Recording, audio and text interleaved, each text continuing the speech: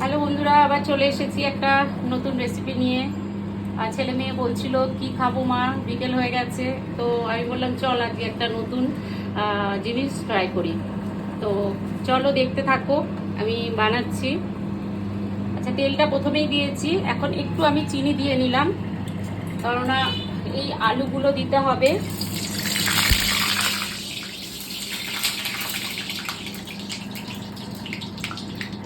দেখো, এই রেসিপিটা করার জন্য প্রথমে আমি লঙ্কা দিয়েছি, আলুগুলো ভেজে নেব। আলুগুলো ভেজে নেব একদম সিম্পল, হ্যাঁ, মানে বেশি খাটুনির কিছু নয়। আমি চিনিটা দিলাম এই কারণে যে আলুগুলো লেগে যাবে না, আলুটা ভালো ভাজা হবে। আলুটা ভাজা হয়ে গেলে, একটু লালচে হয়ে গেলে, তারপরে আমি এর মধ্যে পাস্তা সেদ্ধ করে রেখেছি। সেদ্ধটা আমি দেখাইনি তোমাদের, পাস্তাটা দেখাবো যখন দেব। পাস্তা, এটা পাস্তা হচ্ছে আলু দিয়ে পাস্তা। একটা লঙ্কা দিয়েছি, যেহেতু আমার ছেলে মেয়ে হচ্ছে ঝাল পছন্দ করে না, তো ভালোবাসে না, তার জন্য আমি একটা লঙ্কা দিয়েছি। এবার এটা ভাজা হবে। এটা ভাজা হয়ে গেলে, রেড কালার যখন হয়ে আসবে, তখন আমি পাস্তাগুলোকে দেব।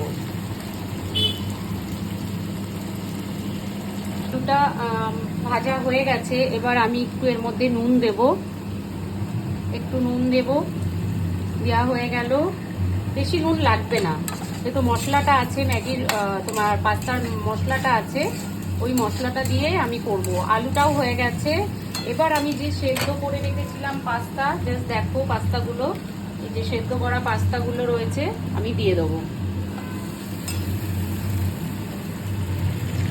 আমি দিয়ে দিলাম পাস্তাটা।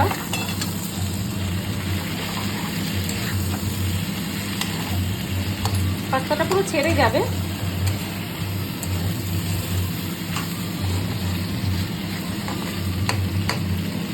একদম সোজা এটা করা, কোনো মানে ঝামেলা নেই, ঝামেলা ছাড়াই। তোমরা যদি এর মধ্যে হচ্ছে বিনস গাজর দিতে চাও, কড়াইশুঁটি দিতে চাও, দিয়ে করতে পারো। আমি একদম নর্মাল করেছি। তাড়াতাড়ি কি করবো ভেবে পাচ্ছিলাম না, জাস্ট সেটা ওদের করে দিচ্ছি, ছেলে মেয়েকে। এবার এর মধ্যে আমি যে পাস্তার মশলাটা ছিল, আমরা তো পাস্তাটা হচ্ছে গ্রেভি করে খাই, সেটা খাবো না, জাস্ট ভাজা ভাজা করে হবে পাস্তাটা। খুব ভালো লাগে খেতে। তোমরা একবার ট্রাই করো, এইভাবে দেখবে, খুব ভালো লাগবে। জাস্ট এবার দেখো, এই মশলাগুলো আমি দিয়ে দিচ্ছি।